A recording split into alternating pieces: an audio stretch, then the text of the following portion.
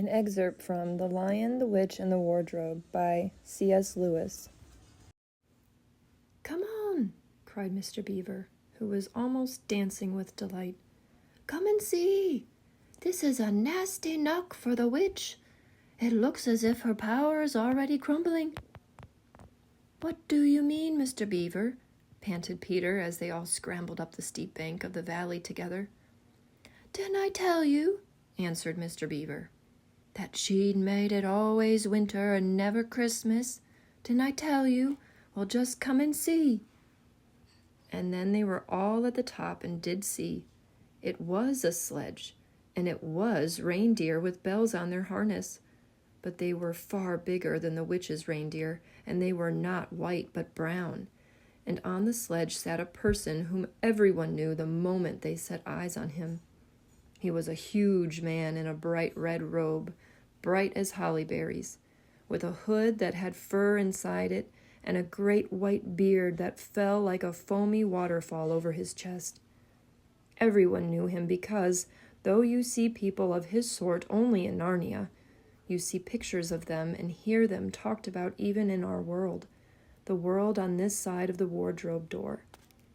But when you really see them in Narnia, it is rather different. Some of the pictures of Father Christmas in our world make him look only funny and jolly. But now that the children actually stood looking at him, they didn't find it quite like that.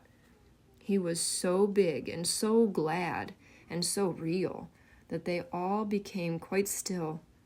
They felt very glad, but also solemn.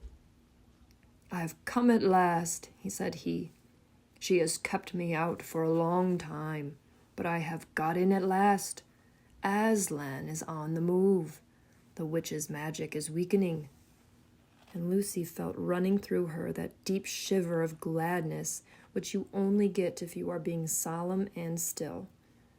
"And now," said Father Christmas, "for your presents. There is a new and better sewing machine for you, Mrs. Beaver. I will drop it in your house as I pass." "If you please, sir," said Mrs. Beaver, making a curtsy. "It's locked up." "Locks and bolts make no difference to me," said Father Christmas. "And as for you, Mr. Beaver, when you get home you will find your dam finished and mended, and all the leaks stopped and a new sluice gate fitted." Mr. Beaver was so pleased that he opened his mouth very wide, and then found he couldn't say anything at all. "Peter, Adam's son," said Father Christmas. "Here, sir," said Peter. "These are your presents," was the answer. "And they are tools, not toys. The time to use them is perhaps near at hand. Bear them well." With these words he handed to Peter a shield and a sword. The shield was the color of silver, and across it there ramped a red lion, as bright as a ripe strawberry at the moment when you pick it. The hilt of the sword was gold, and it had a sheath and a sword belt and everything it needed, and it was just the right size and weight for Peter to use. Peter was silent and solemn as he received these gifts, for he felt they were a very serious kind of present. "Susan, Eve's daughter," said Father Christmas, "these are for you." And he handed her a bow and a quiver full of arrows and a little ivory horn. "You must use the bow only in great need," he said, "for I do not mean you to fight in the battle. It does not easily miss, and when you put this horn to your lips and blow it, then, wherever you are, I think help of some kind will come to you." Last of all he said, "Lucy, Eve's daughter," and Lucy came forward. He gave her a little bottle of what looked like glass, but people said afterward that it was made of diamond, and a small dagger. "In this bottle," he said, "there is a cordial made of the juice of one of the fire flowers that grow in the mountains of the sun.